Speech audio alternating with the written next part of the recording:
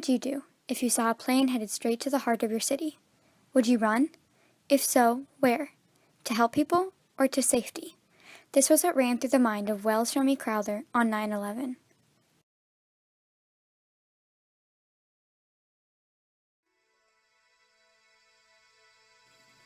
There is very much history that is never recorded, but when it comes to saving lives and the country we fight for, an opportunity occurs for a common person to rise from obscurity. On 9/11, amidst the terror and flames, history gave rise to a new hero, Remy Crowther. Crowther was the type of hero to never seek fame or adoration, only wanting to better his community and live a life of service. The red bandana Wells carried with him everywhere he went since a very young age now stands as not only a memory of him, but as a legacy of his courage. Remy Crowther was born on May 17, 1977, in Nyack, New York. He was the oldest of 3 children with 2 younger sisters. As a young boy, his father gave him 2 handkerchiefs, one for show, and the other, a red bandana, for blow. Wells carried this red bandana with him everywhere he went, the same one he got as a young boy. He even carried it on the field under his helmet since he was into sports. He played lacrosse, hockey, and 2 years of soccer before quitting. He was a leader on the field and off. Along with being a leader, he loved serving his community. His dream since a young age was to become a firefighter, so at the age of 16, he became a volunteer firefighter at the local fire station in Upper Nyack. After graduating high school, he attended Boston College and graduated in 1999 with an honors degree in economics. After graduating, he became an investment banker in the South Tower of the World Trade Center. This is where his heroic actions were shared with the world.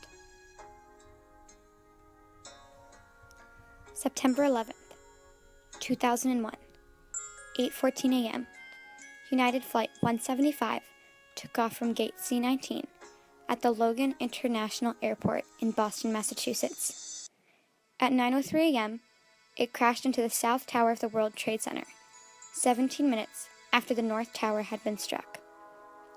Remy Crowther, who was in the South Tower during the first explosion, left a voice message on his mother's phone saying, "Mom, this is Wells. I want you to know that I'm okay." After the South Tower, the tower he was in, was struck, he went to a group of people waiting by the bank of the elevator and told everyone who could stand to stand, and if they could help others, to do so. He walked them over to the only accessible flight of stairs and brought them down from the 78th floor to the 61st, where there were working elevators, all while carrying a wounded woman on his back. While everyone was being assisted on the 61st floor, Crowther went back up to the 78th to help more people, and that is when the tower collapsed. Wells did not return home that day. He had been one of many whose lives was taken by the tragedy. 6 months later, his body was found amongst the other New York City firefighters, where he belonged, where he had always wanted to be. Along with him was the red bandana found while searching where the buildings once stood.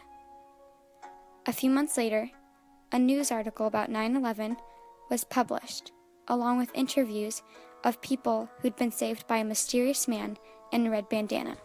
To know that Wells, in that figurative sense, took off the equity trader hat and put it on the table, picked up his helmet, firefighter's helmet, and went to work. For me, that was an incredible, incredible thing to know. Crowther's mom instantly knew it was Wells and sent a picture to one of the survivors, Ling Young, who soon replied saying yes, this was the man in the red bandana. And thus, the red bandana lives on. At Boston College, the football team's helmets contain a strip resembling the red bandana. Their cleats, made of a material obtaining the pattern of the red bandana.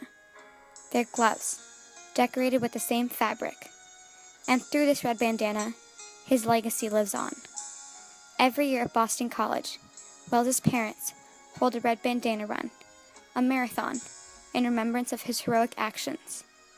At the Nyack Fire Station, his picture is hung up as a sign of compassion and courage.